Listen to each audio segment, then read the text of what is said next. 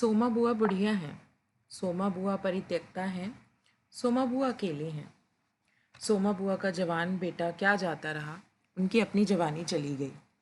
पति को पुत्र वियोग का ऐसा सदमा लगा कि वे पत्नी घर बार तजकर तीर्थवासी हुए और परिवार में कोई ऐसा सदस्य था नहीं जो उनके एकाकीपन को दूर करता।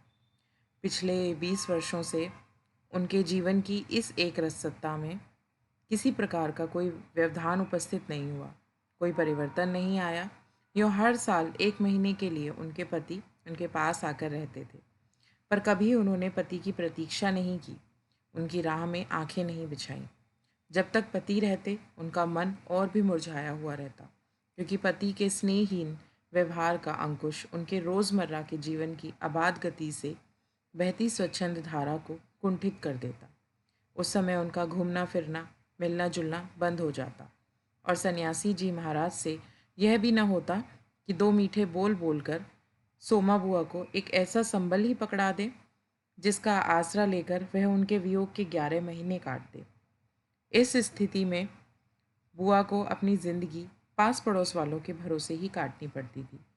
किसी के मुंडन हो, छठी हो, जनेऊ हो, शादी हो या गमी, बुआ पहुंच जाती और फिर छाती फाड़ कर काम करती, मानो वे दूसरों के घर में नहीं अपने ही घर में काम कर रही हों। आजकल सोमा बुआ के पति आए हुए हैं और अभी अभी कुछ कहा सुनी होकर चुकी है। बुआ आंगन में बैठी धूप खा रही हैं, पास रखी कटोरी से तेल लेकर हाथ में मल रही हैं और बड़बड़ा रही हैं। इस 1 महीने में अन्य अवयवों को के शिथिल हो जाने के कारण उनकी जीभ ही सबसे अधिक सजीव और सक्रिय हो उठी है। तभी हाथ में एक फटी साड़ी और पापड़ लेकर ऊपर से राधा भाभी उतरी। क्या हो गया बुआ, क्यों बड़बड़ा रही हो? फिर सन्यासी जी महाराज ने कुछ कह दिया क्या? अरे मैं कहीं चली जाऊं सो ही इन्हें नहीं सुहाता। कल चौक वाले किशोरी लाल के बेटे का मुंडन था, सारी बिरादरी का न्योता था।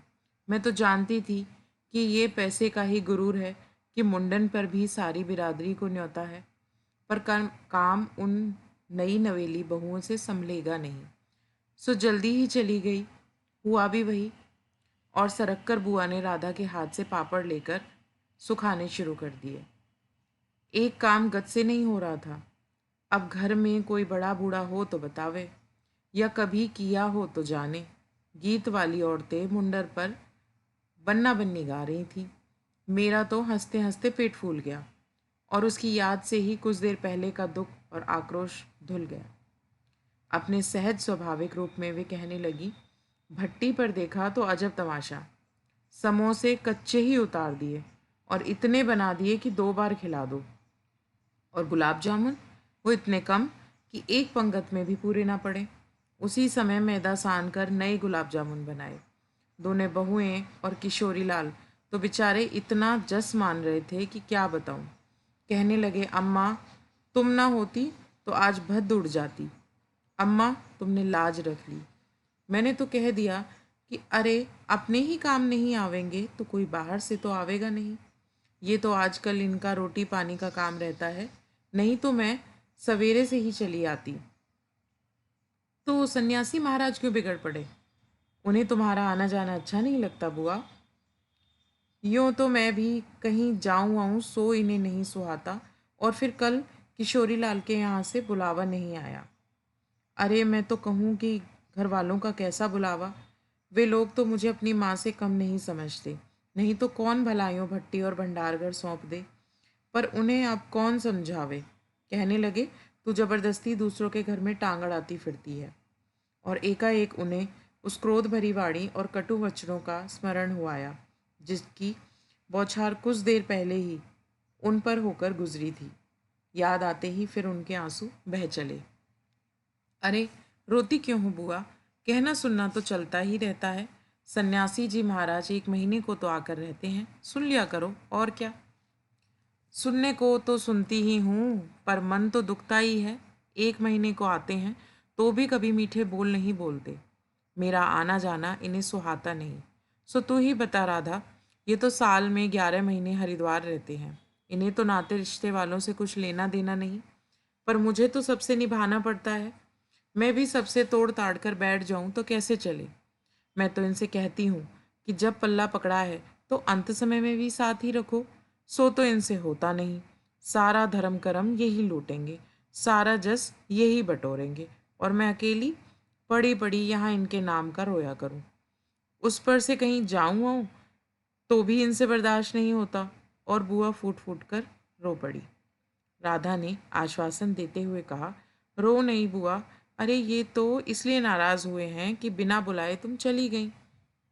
बेचारे इतने हंगामे में बुलाना भूल गए, तो मैं भी मान करके बैठ जाती। फिर घर वालों को कैसा बुलाना। मैं तो अपनेपन की बात जानती हूँ। कोई प्रेम नहीं रखे तो 10 बुलावे पर भी नहीं जाऊँ, और प्रेम रखे तो बिना बुलावे भी सिर के बल जाऊँ।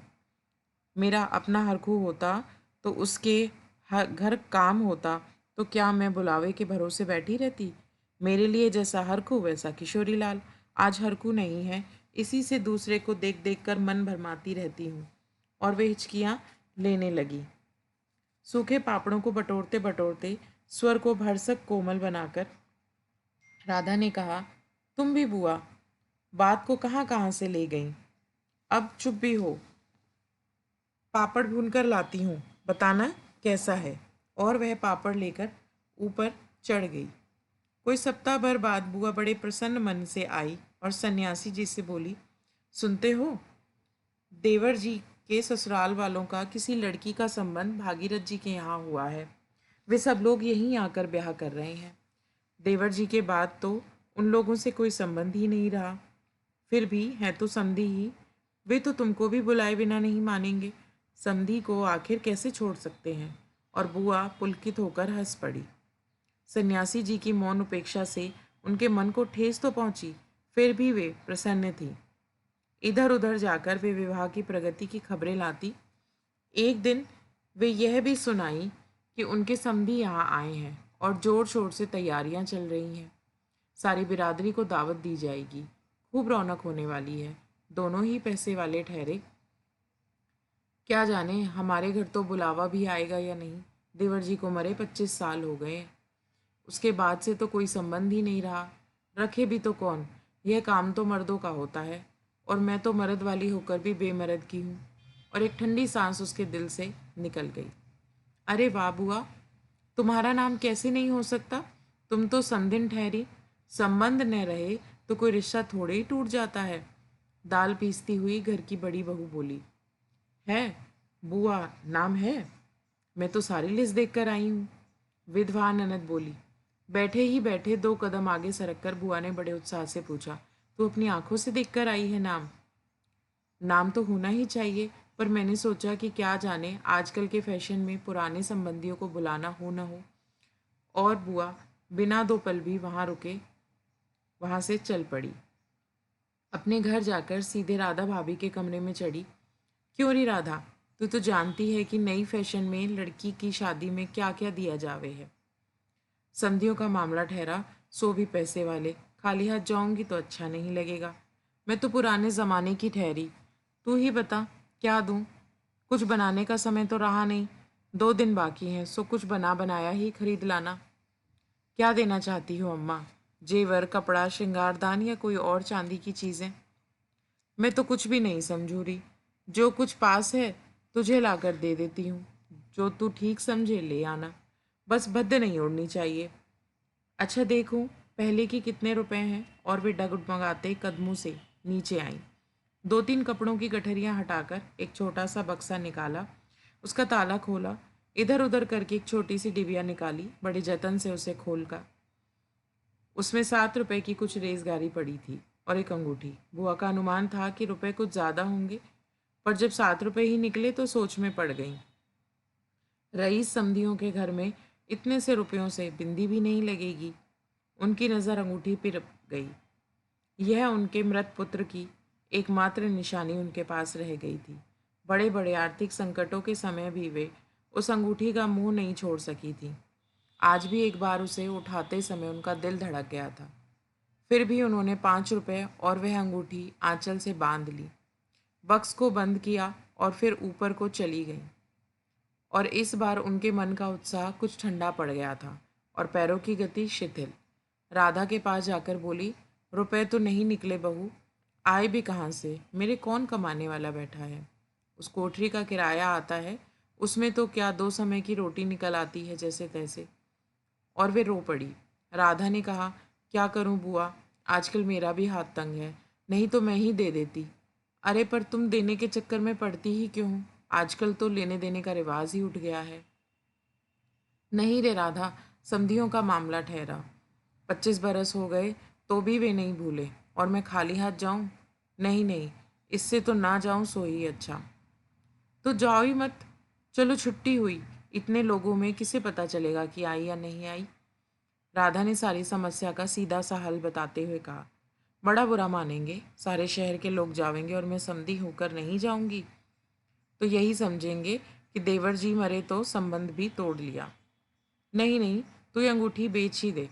और उन्होंने आंचल की गांठ खोलकर एक पुराने जमाने की अंगूठी राधा के हाथ पर रख दी। फिर बड़ी मिन्नत के स्वर में बोली, तू तो बाजार जाती है राधा, इसे बेच देना और जो कुछ ठीक समझे खरीद लेना, बस शोभा रह जावे इतना ख्याल रखना। गली में बुआ ने चूड़ी वाले की आवाज़ सुनी तो एकाएक ही उनकी नज़र अपने हाथ की भद्दी मटमैली चूड़ियों पर जाकर टिक गई।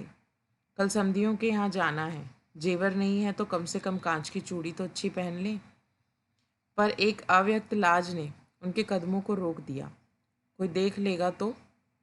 लेकिन दूसरे ही क्षण अपनी इस कमजोरी पर विजय पाती वे पीछे के दरवाजे पर पहुंच गईं और 1 रुपया कलदार खर्च करके लाल हरी चूड़ियों के बंद पहन लिए, पर सारे दिन हाथों को साड़ी के आंचल से ढके ढके फिरी। शाम को राधा भाभी ने बुआ को चांदी की एक सिंदूरदानी, एक साड़ी और एक ब्लाउज का कपड़ा लाकर दिया। सब कुछ देख बुआ बड़ी प्रसन्न हुई और यह सोच सोच कर कि जब वे ये सब देंगी तो उनकी समधिन पुरानी बातों की दुहाई दे देकर उनकी मिलनसारिता की कितनी प्रशंसा करेंगी। उनका मन पुलकित होने लगा। अंगूठी बेचने का गम भी जाता रहा। पास वाले बनिया के यहाँ से एक आने का पीला रंग लाकर रात में उन्होंने अपनी साड़ी रंगी। शादी में सफ़ेद साड़ी पहनकर जाना अच्छा लगेगा क्या? रात में सोई तो मन कल की ओर दौड़ रहा था। दूसरे दिन 9 बजते बजते खाने का काम समाप्त कर डाला। अपनी रंगी हुई साड़ी देखी तो कुछ जची नहीं। फिर ऊपर राधा के पास पहुंची। क्यों राधा, तू तो रंगी साड़ी पहनती है तो बड़ी आव रहती है, चमक रहती है, इसमें तो चमक नहीं आई। तुमने कलफ जो नहीं लगाया अम्मा, थोड़ा सा मान दे देती तो अच्छा रहता। अभी दे लो, ठीक हो जाएगा, बुलावा कब का है? अरे नए फैशन वालों की मत पूछो, इन मौक़ों पर बुलावा आता है। 5 बजे का मुहूर्त है, दिन में कभी भी आ जावेगा। राधा भाभी मन ही मन मुस्कुरा उठी। बुआ ने साड़ी में मांड लगाकर सुखा दिया। फिर एक नई थाली निकाली। अपनी जवानी के दिनों में बुना हुआ क्रोशिया का एक छोटा सा मेज पोश निकाला। थाली में साड़ी, सिंदूरदानी, एक नारियल और थोड़े से बताशे सजाए। फिर जाकर राधा को दिखाया। सन्यासी महाराज सवेरे से इस आयोजन को देख रहे थे और उन्होंने कल से लेकर आज तक 25 बार चेतावनी दे दी थी कि यदि कोई बुलाने ना आए तो चली मत जाना, नहीं तो ठीक नहीं होगा। हर बार बुआ ने बड़े ही विश्वास के साथ कहा, मुझे क्या बावली ही समझ रखा है जो बिना बुलाए चली जाऊंगी? अरे यह पड़ोस वालों की निंदा अपनी आंखों से बुलावे की लिस्ट में नाम देकर आई है, और बुलावेंगे क्यों नहीं? शहर वालों को बुलावेंगे और समधियों को नहीं बुलावेंगे क्या? 3 बजे के करीब बुआ को अनमने भाव से छत पर इधर उधर घूमते देख राधा भाभी ने आवाज़ लगाई, गई नहीं बुआ? एकाएक चौंकते हुए बुआ ने कहा, कितने बज गए राधा? क्या कहा, 3? सर्दी में तो 3 का पता ही नहीं चलता। 3 बजे ही है और धूप सारी छत पर से ऐसे सिमट गई मानो शाम हो गई हो। फिर एकाएक जैसे ख्याल आया कि यह तो भाभी के प्रश्न का उत्तर नहीं हुआ, तो जरा ठंडे स्वर में बोली, मुहूर्त तो 5 बजे का है, जाऊंगी तो 4 तक बज जाएंगे, अभी तो 3 ही बजे हैं। बड़ी सावधानी से उन्होंने स्वर में लापरवाही का पुट दिया। बुआ छत पर से गली में नज़र फैलाए खड़ी थी। उनके पीछे ही रस्सी पर धोती फैली हुई थी जिसमें कलफ लगा था और अभ्रक छिड़का हुआ था। अभ्रक के बिखरे कण रह रहकर धूप में चमक जाते थे, ठीक वैसे ही जैसे किसी को भी गली में घुसता देख बुआ का चेहरा चमक उठता था। 7 बजे के धुंधलके में राधा ने ऊपर से देखा तो छत की दीवार से सटी गली की ओर मुंह किए एक छाया मूर्ति दिखाई दी। उसका मन भर आया। बिना कुछ पूछे इतना ही कहा, बुआ, सर्दी में खड़ी खड़ी क्या कर रही हो यहाँ पर? आज खाना नहीं बनेगा क्या? 7 तो बज गए। जैसे एकाएक नींद से जागते हुए बुआ ने पूछा। क्या कहा? 7 बज गए? फिर जैसे ही अपने से ही बोलते हुए पूछा, पर 7 कैसे बज सकते हैं? मुहूर्त तो 5 बजे का था। और फिर एकाएक ही सारी स्थिति को समझते हुए स्वर को भरसक संयत बनाकर बोली, अरे खाने का क्या है, अभी बना लूँगी। 2 जनों का तो खाना बनाना है। क्या खाना और क्या पकाना। फिर उन्होंने सूखी साड़ी को उतारा, नीचे जाकर अच्छी तरह उसकी तह की, धीरे धीरे हाथों से चूड़ियाँ खोली, थाली में सजाया हुआ सारा सामान उठाया और सारी चीज़ें बड़े जतन से अपने एकमात्र संदूक में रख दी और फिर बड़े ही बुझे हुए दिल से अंगीठी जलाने लगी। धन्यवाद।